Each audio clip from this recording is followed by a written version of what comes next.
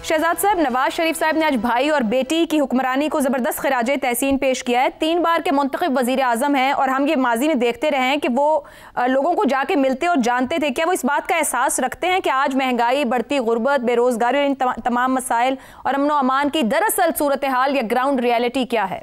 आयशा ज़ैगम साहब के खूबसूरत तज्जिए के बाद गुंजाइश तो नहीं रह जाती कि कुछ और ऐड किया जाए, लेकिन बहरहाल कुछ फिल इन करने की कोशिश करते हैं। देखिए, मैं तो सिर्फ 4, और मेरा ख्याल है पाकिस्तानी यकीनन इस पे एग्री करेंगे, 4 ही हमारे बड़े सियासतदान हमें नजर आते हैं कायदे आज़म के बाद, जब से पाकिस्तान अपने तौर पे बना और उसके बाद फिर उसकी सियासत और जमहूरियत कायम हुई। जुल्फ़िकार अली भुट्टो दुनिया से चले गए, कुछ देर के लिए कायम रहे। बेनज़ीर भुट्टो कुछ देर के लिए जब तक आई, उसके बाद चली गई।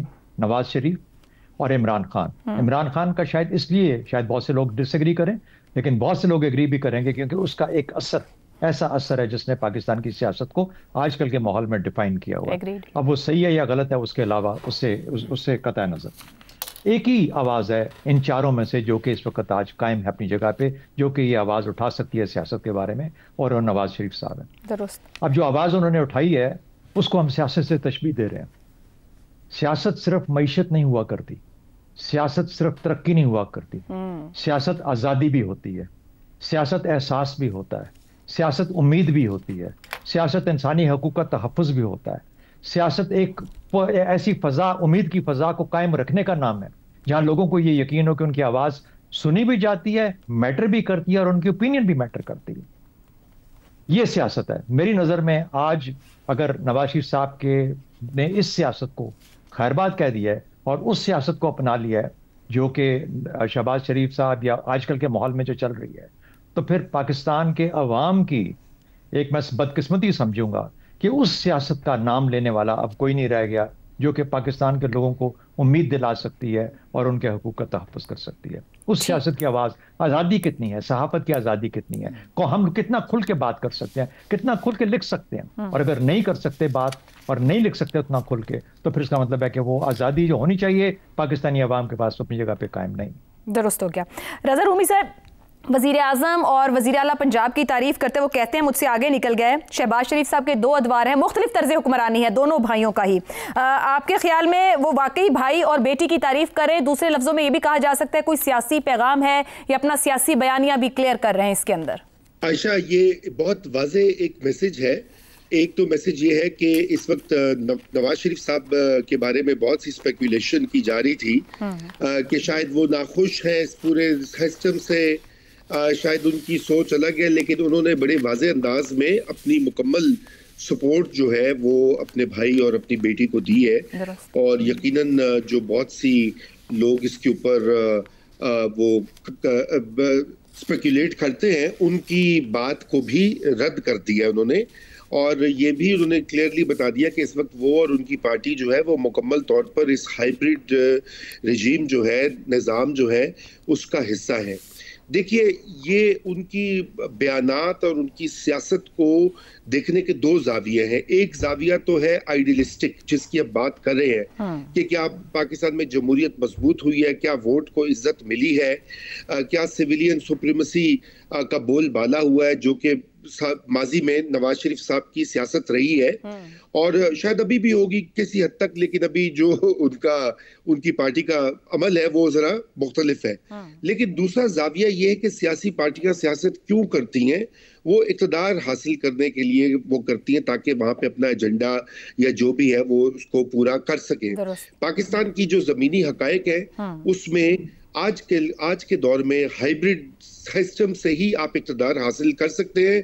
दूसरी एक जो पार्टी है मैदान में इस वक्त जो टकराव कर इक़्तिदार हासिल करना चाह रही है, आप देख लें कि वो कहां पर है इस वक्त। तो इसलिए उनके लिए ये एक कामयाबी की भी एक दलील है, क्योंकि आप अगर नोट करें तो आज से 3-4 साल पहले तो वो जेल में थे, उनके भाई भी जेल में थे, उनकी बेटी भी जेल में थी, और जो तमाम तर हालात कैसे यकसर बदले हैं कि पिछले 2 साल में उनकी पार्टी ना सिर्फ रूल कर रही है बल्कि अभी तो यूं लग रहा है कि शायद कोई उनको इमीडिएट खतरा भी नहीं है। तो मेरे ख्याल से ये उनका पैगाम था कि हम हैं अब यहाँ पर, डील विद अस। ठीक हो। नवाज शरीफ ने कहा है कि वजीर आजम और वजीर आला पंजाब तरक्की में मुझसे भी आगे निकल गए। नौ मुंतखब अरकान असेंबली से खिताब में उन्होंने कहा कि तहरीक इंसाफ के दौरे हुकूमत में सिर्फ तबाही आई, बदतमीजी का कल्चर आम किया गया और मुल्क दिवालिया होने के करीब पहुंच गया। पीटीआई अपने दौर में महंगाई बढ़ाकर 39% पर ले आई, जबकि हमारे दौर में महंगाई सिर्फ 3% पर थी। अगर तरक्की का सफर जारी रहता तो पाकिस्तान का दुनिया में आज एक मकाम होता और IMF की फिक्र नहीं होती। उन्होंने कहा कि 2018 से 2022 के दौरान जो कुछ हुआ उसके जिम्मेदार पीटीआई वाले हैं। नफरत, झूठ, फसाद, फितने की सियासत पीटीआई ने मुतारिफ कराई। ऐसे हालात में भला मुल्क कैसे तरक्की कर सकता था? बानी पीटीआई सिर्फ अकेला मुजरिम नहीं बल्कि उसे लाने वाले भी मुजरिम हैं। उन्होंने कहा कि पंजाब के ज़िमनी इंतखाबात में पीटीआई की जानिब से इलेक्शन के बायकॉट का कहा गया। ये कैसा बॉयकॉट था जिसमें उमर अयूब की बेगम इलेक्शन लड़ रही थी? अवाम ने ज़िमनी इंतखाबात में झूठ और नफरत की सियासत को मुस्तरद कर दिया। झूठ, गालम गलोच, बदतमीजी और फितने की सियासत को शिकस्त हुई। आज मेरिट पर काम हो रहा है, तरक्याती काम हो रहे हैं, लैपटॉप मिल रहे हैं, सड़कें बन रही हैं, ग्रीन बसेस चल रही हैं, अमन व अमान की हालत बेहतर हो गई है, मज़ाहिब की तफरीक के बगैर राशन कार्ड मिल रहे हैं और मजीद मंसूबे अभी सामने आएंगे। काफी अरसे बाद नवाज शरीफ की जानिब से खुलकर सियासी बातें की गई हैं। फरवरी 2024 के इंतखाबात के बाद नवाज शरीफ सियासत में फाल किरदार अदा करते दिखाई नहीं दे रहे। उन्होंने आज भी वही बातें की जो वो काफी अरसे से करते आए हैं। ताहम आज नवाज शरीफ का खुलकर सियासी बातें करना क्या इस बात का पेश ख़ैमा हो सकता है कि नवाज शरीफ 18 माह जैसी गैर फालियत सियासत में कदरे फाल किरदार अदा करेंगे? अगर करेंगे तो उसके क्या असरात हो सकते हैं? ज़ैगम साहब, नवाज शरीफ साहब कहते हैं बानी पीटीआई अकेला मुजरिम नहीं, उसे लाने वाले भी मुजरिम हैं। मुकदमात का फौरी खात्मा, इलेक्शन में सवालिया कामयाबी, मुतनाज़ मैंडेट, बेटी वज़ीर आला, 27वीं तरमीम पर अपने हाथों से दस्तखत करके हाइब्रिड निज़ाम को तौसीक देना, क्या आज भी और अब भी नवाज शरीफ को लाने वालों या निकालने वालों की बात करना ज़ेब देता है? देखिए, अब क्या हम लाने वालों की बात करें, हमारे तो बाल सफ़ेद हो गए। 1985 से देख रहे हैं कि कैसे लाने वाले ला रहे हैं और किस किस को ला रहे हैं, और ख़ुद इस कहानी में मुस्लिम लीग का कितनी दफ़ा नाम आता है।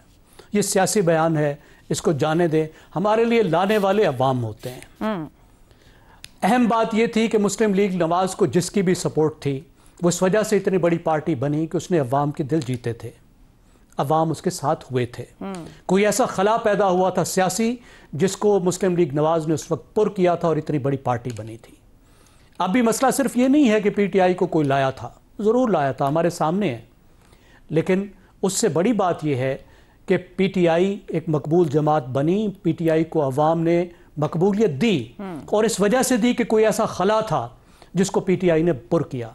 और मुस्लिम लीग नवाज और पीपल्स पार्टी को ये सोचना चाहिए कि उनकी सियासत ने वो कौन सा खला पैदा किया जिसकी वजह से पीटीआई इमर्ज की।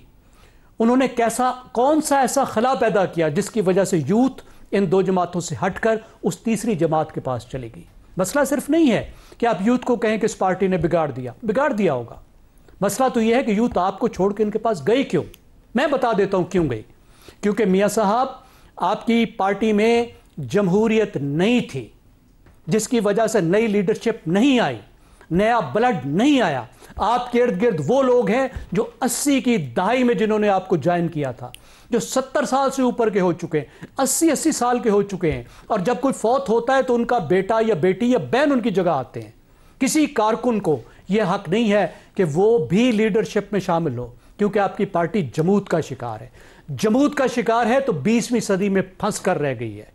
ये मुस्लिम लीग नवाज की कहानी है, ये पीपल्स पार्टी की कहानी है। अब दुहाइयां देने की बात नहीं है, ये कंस्पिरेसी थ्योरीज बनाने की बात नहीं है, गौर करने की बात है कि आपकी सियासत किस तरीके से आपकी पार्टी को अंडरमाइन कर रही है और खुद आपको पीछे धकेल रही है।